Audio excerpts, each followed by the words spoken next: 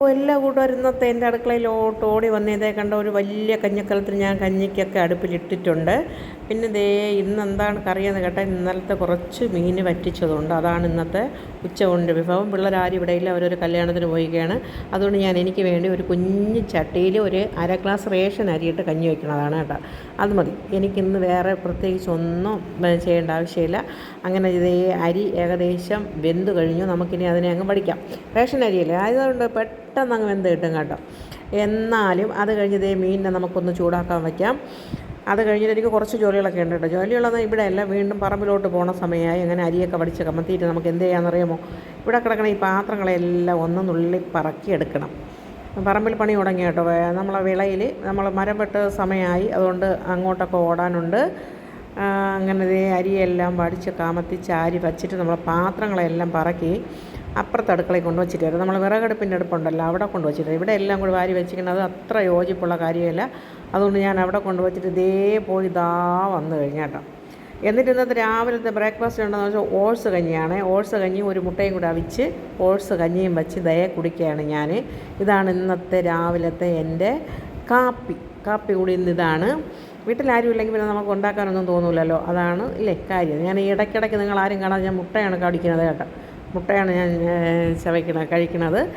പിന്നെ ഇതെല്ലാം കഴിഞ്ഞ് ഒതുക്കി വെച്ചിട്ട് ഞാൻ റബ്ബർ വിളയിൽ പോയി റബ്ബറിനെ ചില്ലും ചിരട്ടയൊക്കെ കൊണ്ടുവച്ചതിന് ശേഷം അവിടെ കുറച്ച് പുല്ലൊക്കെ പറിക്കാനുണ്ട്. അതൊക്കെ പറിച്ചിട്ട് ഞാൻ തിരിച്ച് വന്നപ്പോഴേക്കും എൻ്റെ മുഖം മൊത്തം ടാനടിച്ചൊരു പരുവമായി. അപ്പം ഞാൻ വിചാരിച്ചു കുറച്ച് കസ്തൂരി മഞ്ഞൾ, നമ്മൾ ഒറിജിനൽ കസ്തൂരി മഞ്ഞൾ വാങ്ങിച്ചതാണ്. ഒരു സ്പൂണ് കസ്തൂരി മഞ്ഞളും കുറച്ച് തൈരും കൂടെ കുഴച്ചൊന്ന് മുഖത്തിട്ട് ഒരു 20 മിനിറ്റ് ശേഷം കഴുകി കളയാമെന്ന് വിചാരിച്ചു. അങ്ങനെ ഞാൻ അതൊക്കെ കഴിഞ്ഞ് കുറച്ച് ഒക്കെ എടുത്ത് തേച്ച് മിനുക്കി മുഖത്ത് വാരി തേക്കാൻ പോവുകയാണ്. എന്തൊക്കെയുണ്ട് വിശേഷങ്ങൾ? എൻ്റെ എല്ലാ കൂട്ടുകാരും സുഖമായിരിക്കണമല്ലോ. എല്ലാവർക്കും പ്രത്യേക സ്നേഹാന്വേഷണം.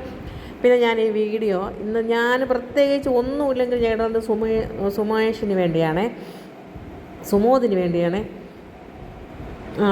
വേണ്ടിയാണ് ഞാൻ ഈ വീടിന്. സുമോദിന് ഭയങ്കര പരാതി, ഞാൻ പാചക വീഡിയോ ഇടുന്നില്ല എന്ന്. അതുകൊണ്ട് ഞാൻ ഇട്ടതാണ്. എൻ്റെ പാചകം ഇന്ന് കണ്ട് നീ ബോധം കിട്ടി വീടണ്ട, അടുത്ത് ഞാൻ വരുന്നതായിരിക്കും. അങ്ങനെ എല്ലാമൊക്കെ വാരി തേച്ച് പൂശി റെഡിയാക്കി വന്നപ്പോഴേക്കും ഉണ്ടല്ലോ എനിക്കൊരു വല്ലാത്ത വിശപ്പങ്ങ് തോന്നി തുടങ്ങി കേട്ടോ. പിന്നെ നമുക്കിതിനെയൊക്കെ അങ്ങോട്ട് വച്ചിട്ടേ മണി 1 മണിയാകുമ്പോൾ നമ്മൾ വയറ് കരയും. അപ്പം പിന്നെ വിചാരിച്ചു ഇനി പാത്രവും വേണ്ട, ചട്ടിയും വേണ്ട, കലവും വേണ്ട.